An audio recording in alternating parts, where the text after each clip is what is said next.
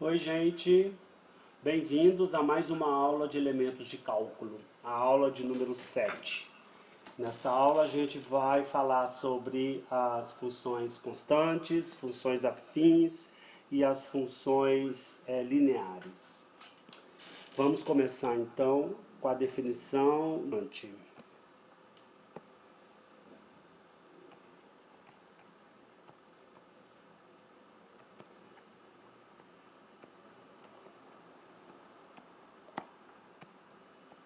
A função constante é uma aplicação f de R em R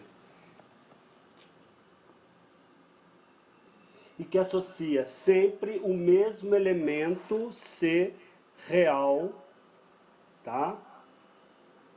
F leva todo o elemento X do domínio num único número C, tá bom? C, obviamente, é um elemento do contradomínio. Então ela é chamada constante por causa disso, que ela leva todo mundo no mesmo valor, o valor C. Não é difícil verificar que o gráfico desta função vai ser uma reta horizontal. Por exemplo, se o meu C for positivo,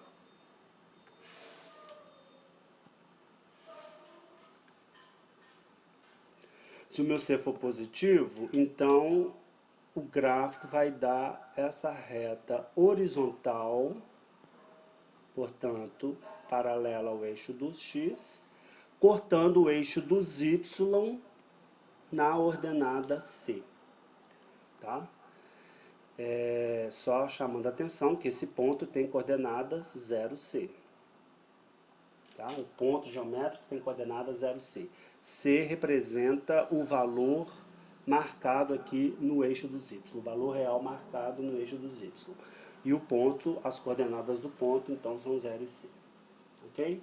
É também fácil de verificar.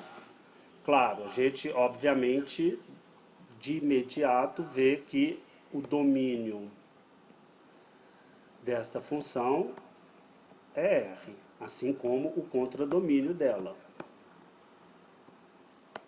Tá? E o conjunto imagem? Ora, o conjunto imagem da função é um conjunto unitário formado apenas pelo elemento C, já que f de x é igual a C para todo x em R. Tá? Então, o conjunto imagem, por conta disso, então será um conjunto unitário, porque todos os valores da função são iguais a C. O f de x é igual a C para todo x. E agora, a nossa próxima função especial é a função identidade. A função identidade é uma aplicação também definida de R em R, e essa aplicação leva todo mundo, leva x em x, tá? Então, a imagem de x é o próprio x. Essa é a lei que estabelece a função identidade. Se você fizer o gráfico desta função,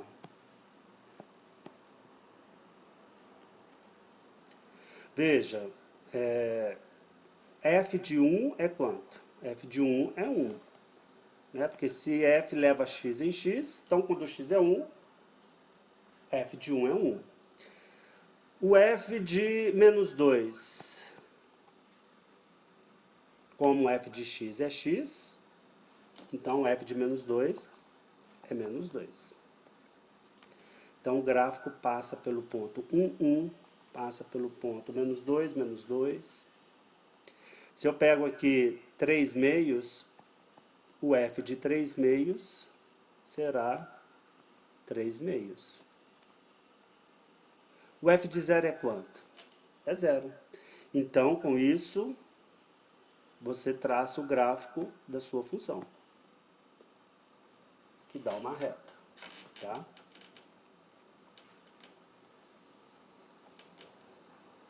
Então, o gráfico, ela vai ser uma reta, o gráfico da função vai ser uma reta que passa pela origem. Esta reta, ela é chamada de bissetriz dos quadrantes ímpares. Tá? No sistema de eixos coordenados, você divide os quadrantes, você divide o plano coordenado em 4 quadrantes. Quadrante 1, quadrante 2, quadrante 3, quadrante 4. A reta da função f de x igual a x, ou seja, da função identidade, ela é bissetriz dos quadrantes ímpares, ou seja, dos quadrantes 1 e 3. Em outras palavras, o que isso significa? Significa que este ângulo aqui é igual a este, né? Eles são opostos pelo vértice e vale 45 graus. Então é bissetriz nesse sentido. Ok? O conjunto imagem desta função,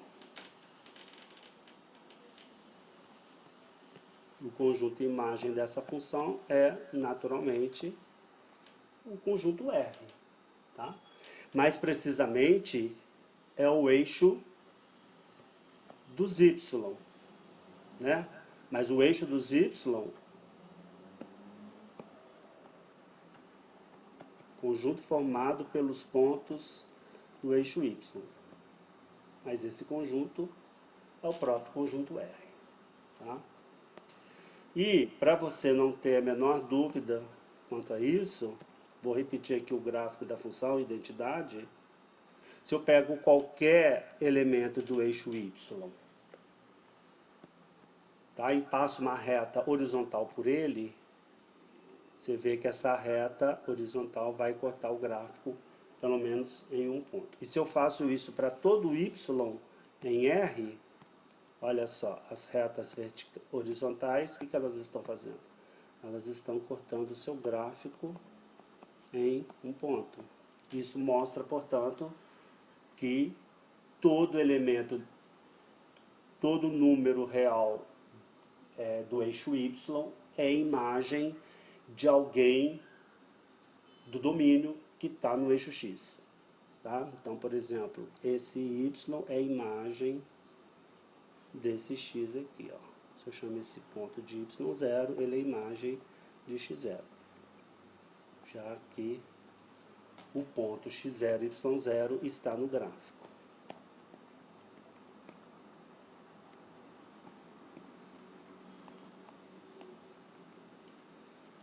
Ok?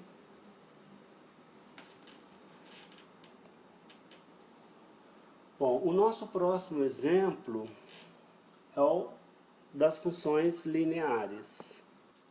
Uma função linear é uma aplicação de R em R, tal que f de x é igual a x, a vezes x, tá?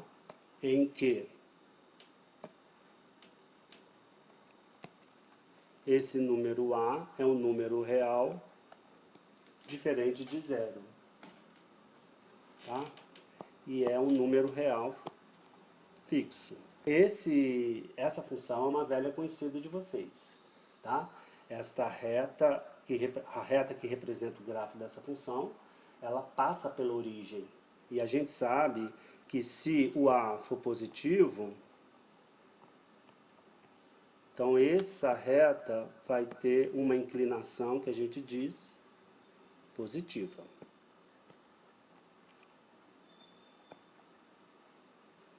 E se o a for negativo, o gráfico desta reta vai ter uma inclinação que a gente chama de inclinação negativa. Isso vai ficar mais claro para vocês mais lá na frente, quando a gente for estudar a inclinação de uma reta. Vamos supor a igual a 2. Então você sabe que o f de 0 é 0, porque isso é 2 vezes 0, que é 0. Então indica que a reta passa pela origem. Se eu faço x igual a 1, o f de 1 vai ser quanto? Vai ser 2. Tá? Então, quando o x é 1, a imagem vai dar 2. Então, isso indica que o gráfico está passando pelo ponto 1, 2. Então, com isso, você tem, como você sabe que dá uma reta, então pronto. 2 pontos determinam uma reta, então basta você encontrar 2 pontos do gráfico para você traçar o gráfico. Se você fizer você supõe que o A agora é meio, tá? Vamos supor que o A é igual a meio. Então, como é que fica a sua f de x? Vai ficar 1 meio de x. Certo? E aí, como que ficaria o gráfico neste caso? Vamos traçar o gráfico aqui junto com o gráfico de f de x igual a 2x. Por exemplo, e vamos dar um outro nome, outra letra. Em vez de usar F, vamos usar a letra G. Tá? Então, veja, quando o x for 1, quem é o g de 1? G de 1 é 1 meio vezes 1, que é 1 meio. O g de 0 também é 0. Assim como o f de 0 é 0, o g de 0 também é 0. Então, você sabe que o gráfico de g, ele vai passar no ponto 0, 0. Então, quando o x for 1, o g de 1 dá meio. Então, isso mostra que a reta passa por esse ponto aqui, ó. Então, o gráfico de g vai passar por esses 2 pontos. Então, isso significa que a reta vai ser essa daqui. Você vê que ela tem uma inclinação menor que a inclinação da vermelha. Essa inclinação, ela representa o ângulo cuja tangente define o coeficiente angular da reta, que é um assunto que vocês viram em geometria analítica, tá? Não vou entrar em detalhes aqui não, porque vai fugir um pouco do nosso objetivo. Então, esse aqui é o gráfico. Então, repetindo, aqui é o gráfico de F, em vermelho, e em verde eu tenho o gráfico de G. Tá? Vamos traçar mais um gráfico aqui nesse mesmo sistema de eixos coordenados? Vamos supor agora que o A seja igual a menos 1. Então eu vou ter uma função, vou representar pela letra H. Então H de x, que é A vezes x, vai ficar menos x. Então, de novo, você sabe que quando x é 0, o H de 0 é 0. Se eu fizer x igual a 1 aqui na expressão da H, o que eu vou ter? Que o H de 1 é menos 1. Certo? Então, se eu for lá no gráfico e marco o ponto 1 em x, menos 1 em y, então isso está mostrando o quê? Que a minha reta agora passa pelo ponto 1 e menos 1, que é menos 1. Certo? Então, eu vou ter essa reta aqui. Então, esta reta azul é o gráfico da função H. Então, tá aí, né? 3 exemplos desenhados no mesmo sistema de eixos coordenados, de eixos x, o, y, tá? O gráfico da f, da g e da h. Quem é o conjunto imagem dessa função? A gente vê pelos gráficos, tá? Que o conjunto imagem, ele é também o conjunto dos reais. Veja, vamos colocar aqui um gráfico genérico. Tá bom? Então, se você traça diversas retas horizontais, essas retas vão sempre encontrar o gráfico pelo menos em um ponto. Qualquer reta que você passar, qualquer reta que você pegar horizontal, passando por qualquer y, qualquer número y no eixo dos y, vai cortar o gráfico em ao menos um ponto. Isso indica, portanto, que todos esses números y aqui, ó, todos esses valores em y são imagens de alguém lá do domínio. Então, isso mostra que o conjunto imagem é formado pelo eixo Y. Eu tenho escrito eixo Y entre colchetes. Isso, rigorosamente falando, não está legal, né? Porque o eixo Y representa uma entidade, um ente geométrico, que no caso é uma reta. Então não faz sentido você colocar entre chaves. Tá bom? Então vamos tirar essas chaves. Você pode, alternativamente, escrever assim, ó, conjunto dos Y pertencentes ao eixo Y.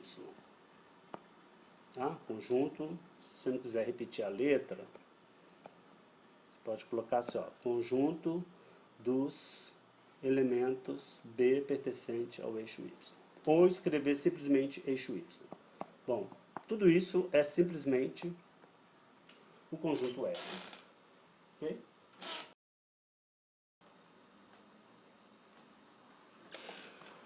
A gente pode também verificar de maneira analítica que o conjunto imagem dela é de fato o conjunto R, ou seja, o eixo dos Y. Tá? E para a gente verificar isso analiticamente é fácil. Vamos pegar aqui novamente o gráfico dessa função. Então eu estou aqui com o gráfico da função y igual a f de x igual a ax.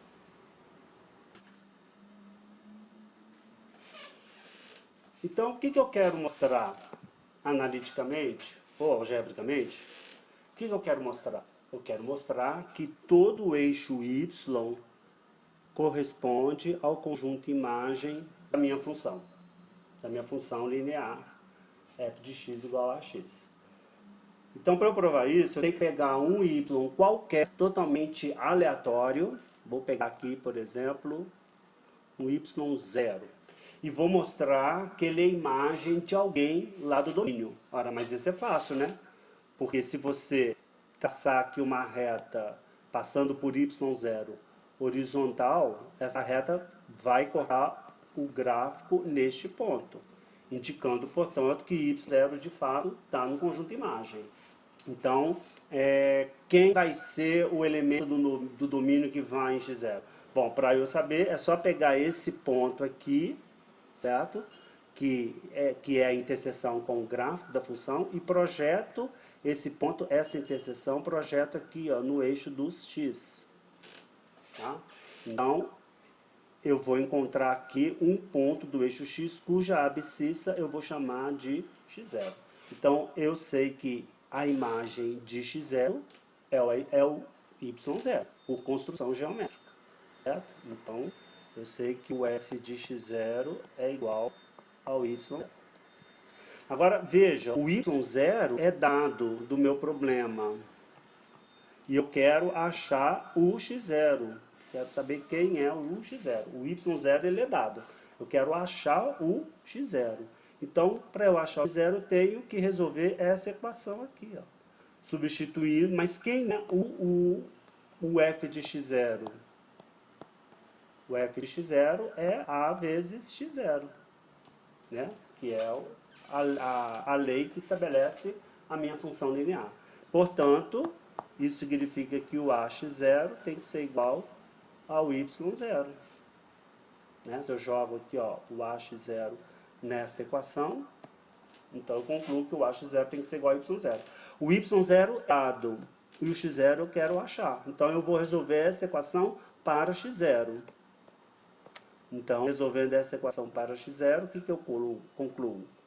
Que o x0 é o y0 sobre a. E eu posso fazer essa divisão por a, por quê? Esse meu a aqui, ó, a é diferente de zero. Então, o meu x0 que eu estou procurando, na verdade é quem? É o y0 sobre a. Tá? Então, com isso, você mostra que o x0 existe e ele é nada mais do que o y0 sobre a. Ou seja, o f de y, o f de x0, que é o y0 sobre a, é que vai em y0. Se você ainda tem dúvidas, faça as contas.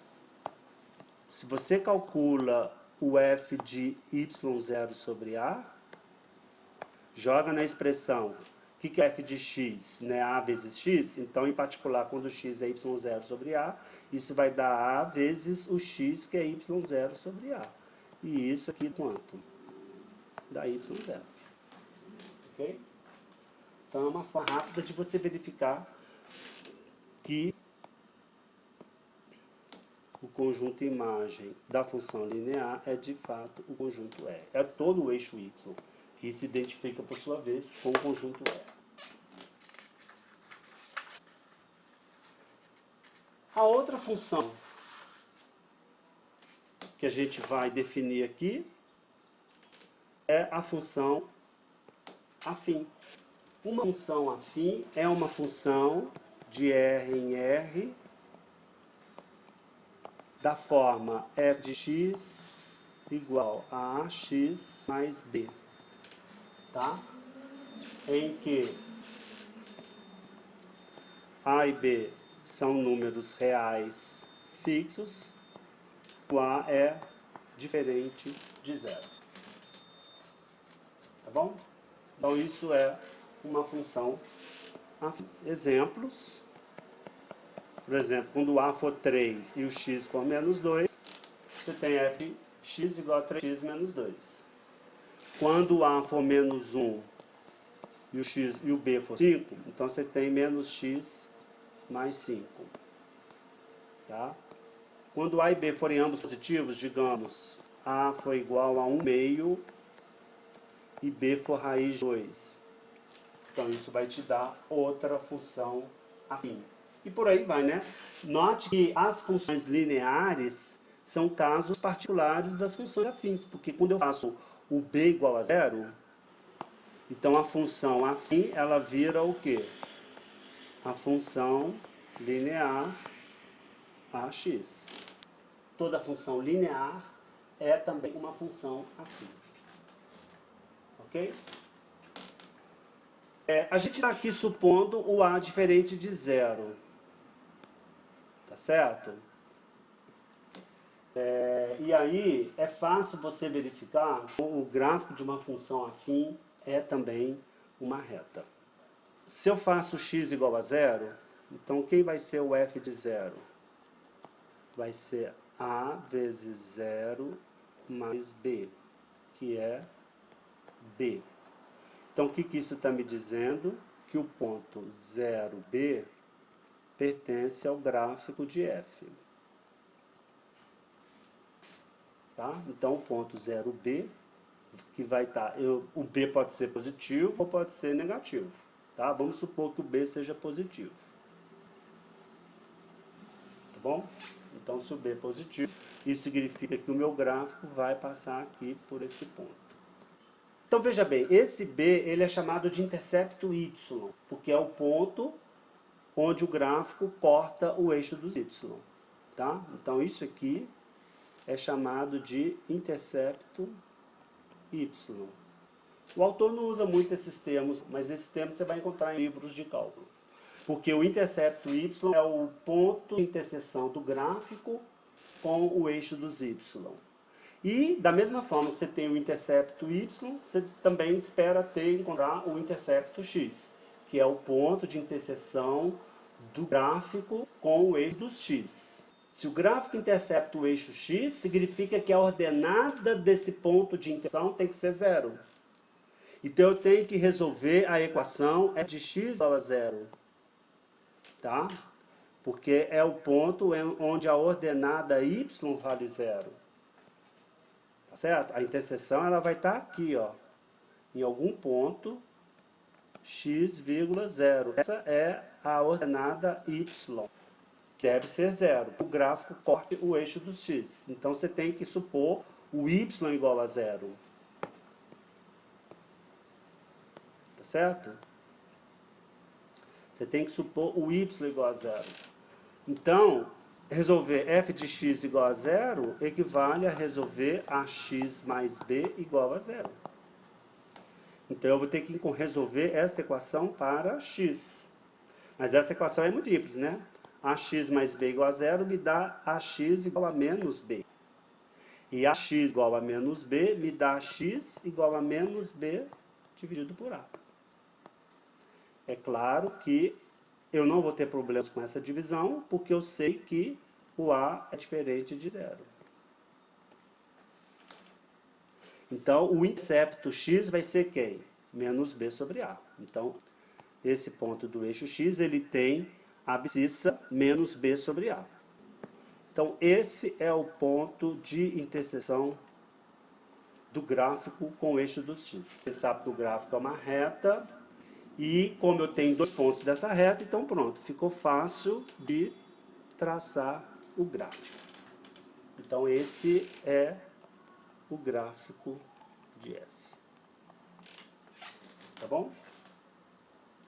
Aí você me pergunta, professor, por que você colocou o b aqui e o menos b sobre a aqui? Porque, na verdade, isso é uma situação arbitrária, uma situação genérica. Nada impede de você colocar o b e o menos b sobre a em outras regiões das retas restritivas. Tá? Quando eu coloco para você o b aqui, é porque eu estou supondo o b positivo. Quando eu coloco menos b sobre a do lado de cá, veja bem, se eu coloco menos b sobre a à esquerda da origem, então eu estou dizendo que menos b sobre a é negativo. E como eu estou supondo, eu suponho inicialmente o b positivo, como o b ele é positivo, e como esse quociente todo ele é supostamente negativo, então isso me leva à conclusão de que o a tem que ser também positivo. Né? Porque acompanha, o b sendo positivo e o a sendo positivo, b sobre a é positivo. Com esse menos aqui, vira negativo. Ok? Então,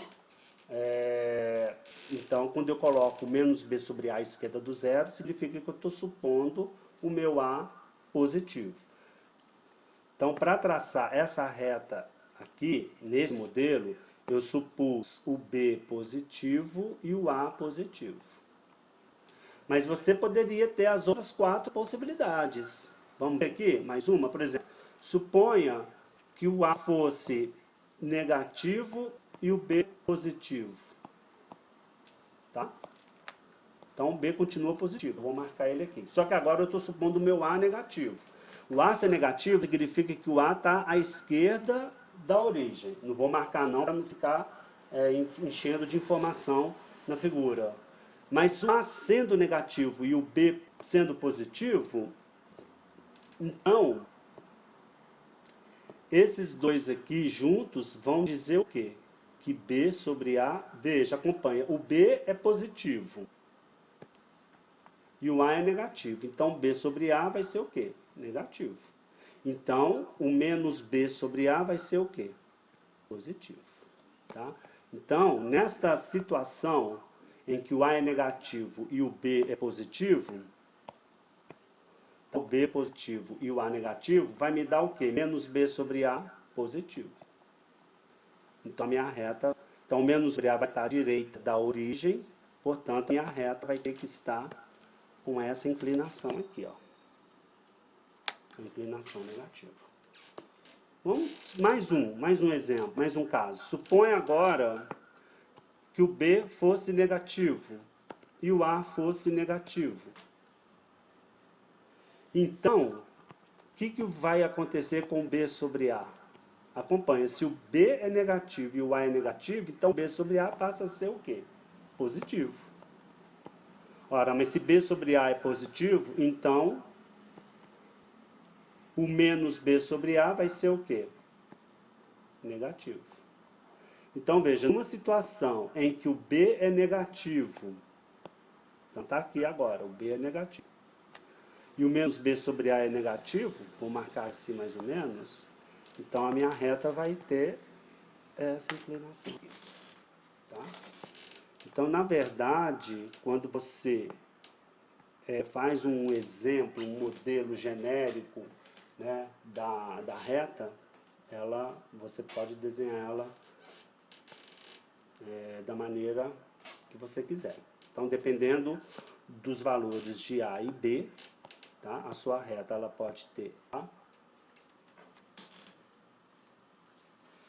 E se em particular o B for zero, os casos em que o B é zero, a função φ vira uma função linear do tipo AX, e, portanto, as retas vão ser todas o quê? Passando pela origem. Tá? Então, tá aí as informações completas. E, de novo, quem é o conjunto imagem nesse caso? Então, vamos pegar uma função, de novo, uma função afim arbitrária. Tá bom? Então, esse aqui é o gráfico da função y igual a x mais b, onde a e b são determinados números reais. A gente sabe que o termo independente é o termo que não está multiplicando o x, ele representa o ponto onde o gráfico corta o eixo dos y. E quem é o ponto de imagem? Bom, de novo, se você traçar diversas retas horizontais, todas elas vão cortar o gráfico em ao menos um ponto. Então, indica que todo o eixo y representa o conjunto imagem. Tá? Então, o conjunto imagem da função afim é todo o eixo y, que é identificado com o conjunto F. Vou deixar como exercício para vocês, seja aí o gráfico da função afim do tipo ax mais b. Aí eu vou te dar aqui um y0. Eu quero que você encontre o x0 tal que o f de x0 é igual a y0. Tá? Então essa é a tarefa. Vou colocar aqui na cor azul. Dado y0 pertencente a R, encontre x0 também pertencente a R, tal que o f de x0 é igual a y0. E é similar ao que eu fiz lá para o caso da função linear. Tá? Então esse aqui eu vou deixar como exercício para vocês fazerem. Esta função, ela é essa daqui. Tá? Minha f de x é essa daqui. É ax mais b. Então, dado y0, encontro o x0. E para finalizar, tá? Na definição do f de x igual a x mais b, a gente supôs o a diferente de zero. Mas se o a for zero, então o que acontece? Se o a for zero, então f de x vira o quê? F de x igual a b, que é a função constante, e que a gente já estudou, né? Foi a primeira função que a gente viu na aula de hoje. Tá bom? Conclusão. F de x igual a ax mais b envolve todos os casos, tá? A função afim f de x igual a ax mais b, ela é definida para a diferente de zero. Se o a for zero, isso recai na função constante. E se o b for zero e o a diferente de zero, isso recai na função linear. Vamos agora ao exemplo de aplicação. Resolva analítica e graficamente o sistema de equações x menos y igual a menos 3, 2x mais 3y igual a 4. A solução analítica consiste em você resolver numericamente o sistema.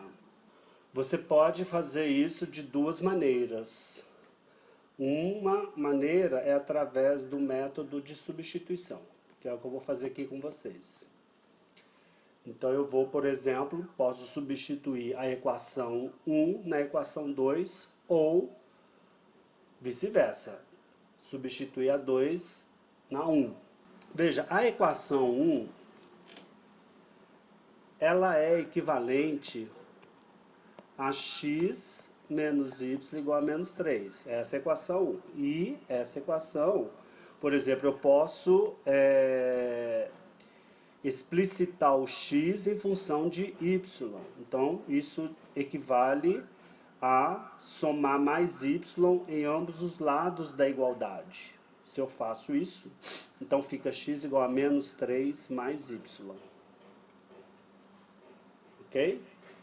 E aí eu pego esta equação aqui, essa nova equação, e substituo aqui na segunda.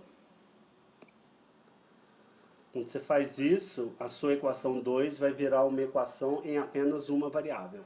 Então fica 2 vezes, no lugar de x eu escrevo menos 3 mais y. Continua, mais 3y igual a 4. Então, o que vocês estão vendo aqui é a equação 2 reescrita quando eu substituo x pela expressão menos 3 mais y.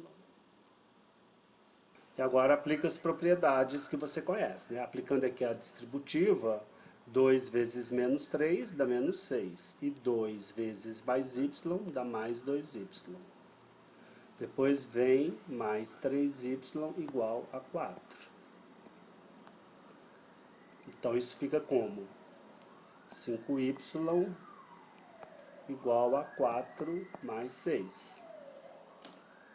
Ou seja, 5y igual a 10. Ou y igual a 10 sobre 5, que é igual a 2.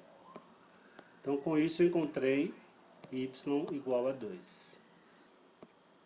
Se eu substituo o y igual a 2 aqui ou aqui, eu vou encontrar o meu valor de x. Tá? Então, eu vou substituir, por exemplo, na primeira. Então, o que diz a primeira equação? X menos y igual a menos 3.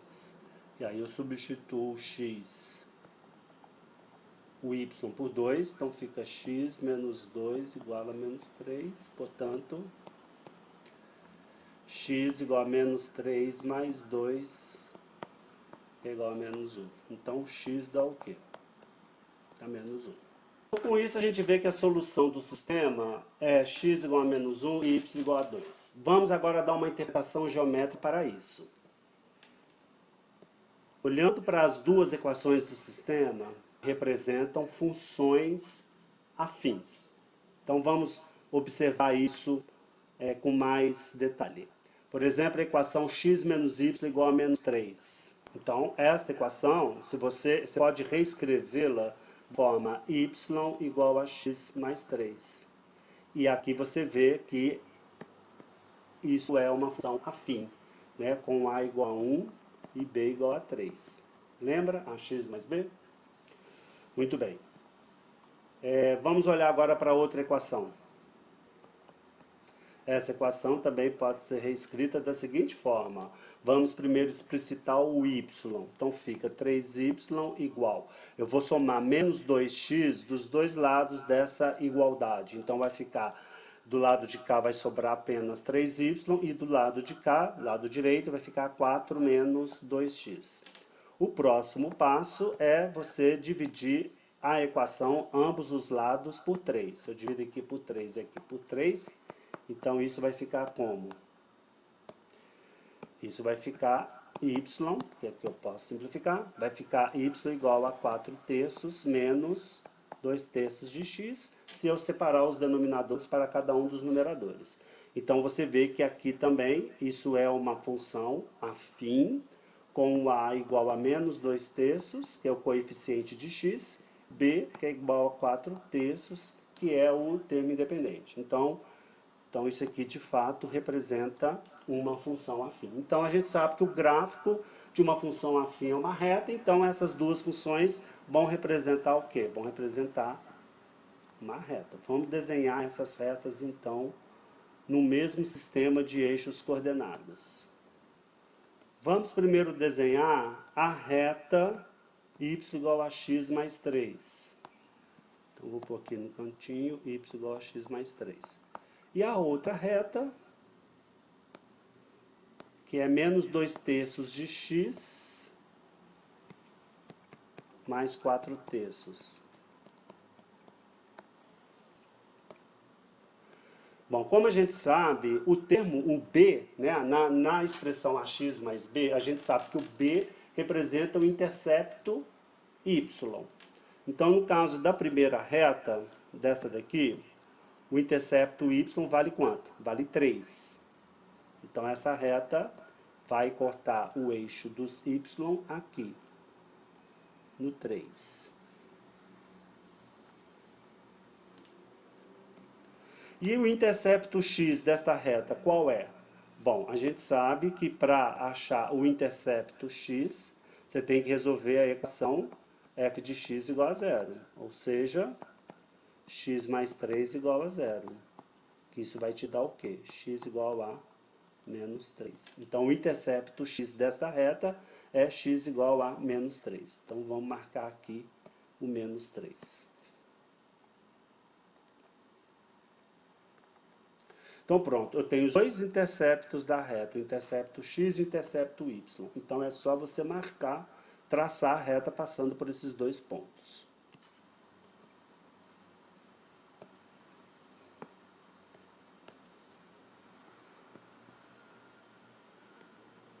Então, veja bem, essa aqui é a reta y igual a x mais 3. Agora vamos traçar a outra reta. Essa reta aqui, ó. O intercepto y desta reta é quem? É mais 4/3. Então, e o que é 4/3? 4/3 é o mesmo que 3/3 mais 1/3. Ou seja, é 1 mais 1/3. Estou fazendo essa decomposição para ficar mais fácil de enxergar na hora de marcar o 4/3 no eixo dos y. Então, 4/3 é 1 mais 1/3. Então, eu pego o próximo segmento entre 1 e 2 e marco 1/3. É só dividir o segmento em 3 partes e tomar a primeira parte. Então, esse ponto aqui, ó, representa 4/3. Ok? Então, esse é o intercepto y da minha segunda reta. E para eu achar o intercepto x dessa reta, o que eu tenho que fazer? Temos que resolver a expressão y igual a 0. Ou seja, menos 2/3 de x mais 4/3 igual a 0. Então, se eu somo menos 4/3 em ambos os lados da equação, o que vai sobrar? Menos 2/3 de x igual a 0 menos 4/3. O que isso me dá? Menos 2/3 de x igual a menos 4/3. Se eu multiplico essa equação por menos 1, então ela vai ficar equivalente a 2/3 de x igual a 4/3. Próximo passo, o que eu posso fazer? Multiplicar esta equação, ambos os lados, por 3. Então, fica 3 vezes 2/3 de x igual a 3 vezes 4/3. Por que eu multipliquei por 3? Porque aqui, ó, você pode simplificar 3 com 3 e 3 com 3. Então, o que isso vai te dar? 2x igual a 4. E, finalmente, o próximo passo é você dividir ambos os lados da equação por 2. Isso equivale também a multiplicar essa equação aqui, ambos os lados, por 1/2. Dá na mesma. E aí se simplifica aqui, deu 2. Então, você vai tirar que x igual a 2.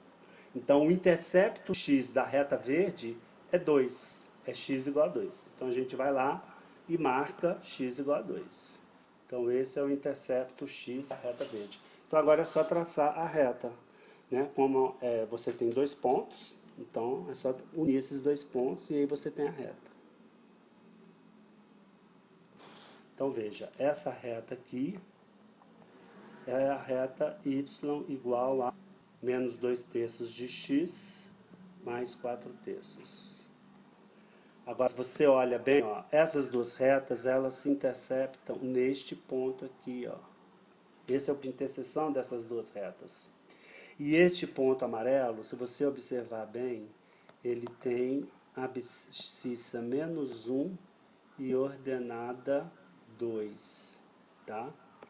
É porque eu estou trabalhando aqui com uma imprecisão muito grande, né? Com esse pincel que escorrega.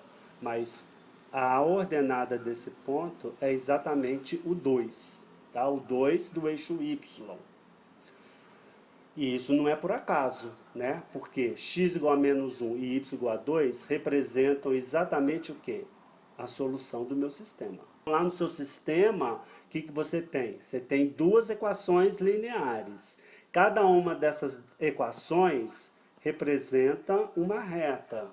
E a interseção das duas retas te dá o ponto cujas coordenadas representam a solução do sistema, tá? Então, geometricamente, a solução do sistema são as coordenadas, representam as coordenadas da interseção das duas retas, tá? Que era o que vocês já esperavam, porque esse resultado também já é um velho conhecido de vocês lá do ensino médio.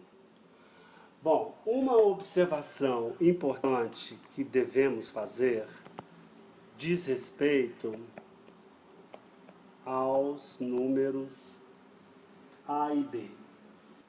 Esses números A e B, eles são chamados de coeficientes da função afim. Como eu já usei esse termo alguns minutos lá atrás.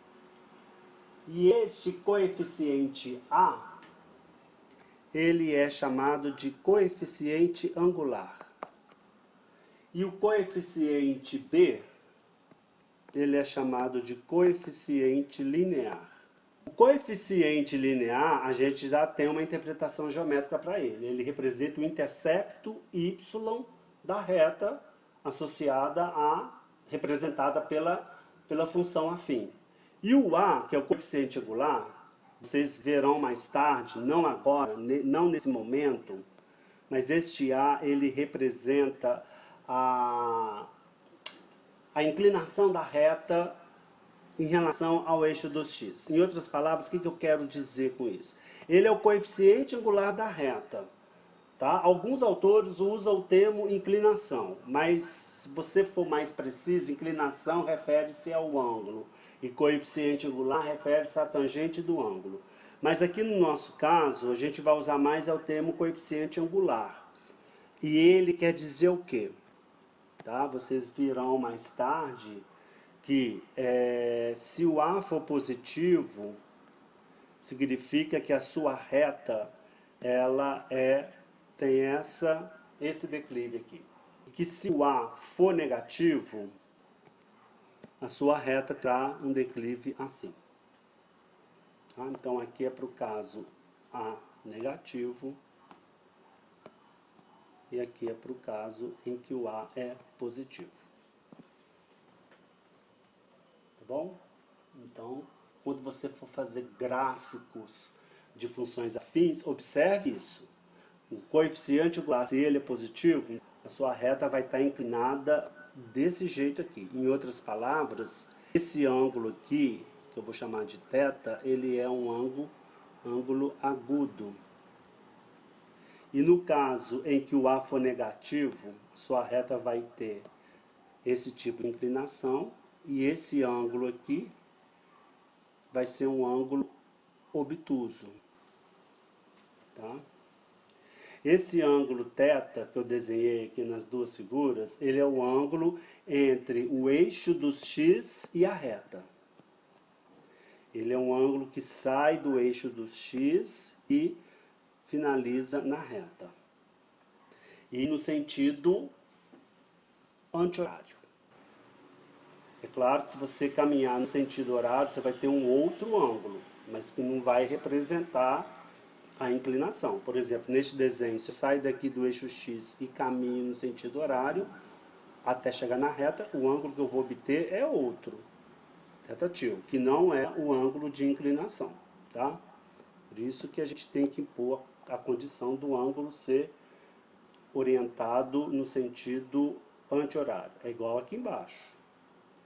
Se você sai do eixo X e caminha em direção à reta no sentido horário, você vai encontrar um outro ângulo que não é aquele que representa a inclinação da reta.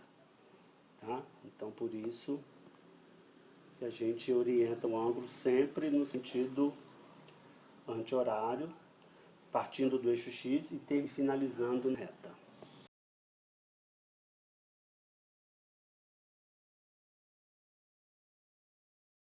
Para finalizar esse assunto de função afim, um outro conceito igualmente importante é o conceito de zero da função afim. Bom, o zero da função afim é todo número real x cuja imagem é nula. Tá? Então, x, zero, é zero de f de x, e esse zero da função afim vai te dar o quê? O intercepto x do gráfico. Porque a gente sabe que o intercepto x é a abscissa do ponto de interseção do gráfico com o eixo do x. E a interseção do gráfico com o eixo do x te dá exatamente o quê? O ponto cuja ordenada é zero. Então veja, se esse aqui é o gráfico da função y igual a f de x, e se x0, 0 pertence ao gráfico de f, então, em outras palavras, o que isso quer dizer?